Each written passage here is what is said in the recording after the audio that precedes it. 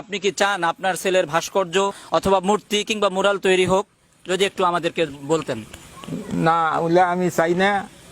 ইসলামী অনুযায়ী যেটা করলে ছেলের সওয়াব হবে, কবরে সওয়াব যাবে বা 10 ভাইয়ের কাজে লাগবে, সেটাই আমি চাই।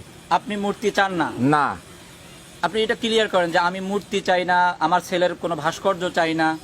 বলেন। আমি কোনো মূর্তি চাই না, আমার ছেলের কোনো ভাস্কর্য চাই না। আমার ছেলের নাম প্রচার করতে পারবে।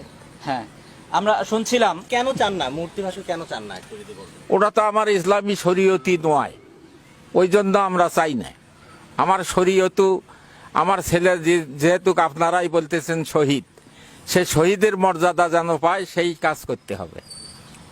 আপনি কাজ করতে হবে। হ্যাঁ, ধরেন মূর্তি ছাড়া আবু সাইদকে নিয়ে কি কাজ করলে আমরা খুশি হব?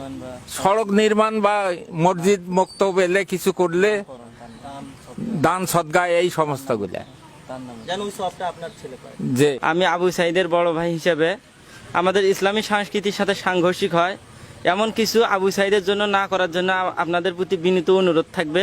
আপনারা ভাস্কর্য বা প্রতিকৃতি বানানোর ইচ্ছা পোষণ করবেন না বা বানাবেন না। আমাদের ফ্যামিলির থেকে আমাদের এটা রিকোয়েস্ট থাকবে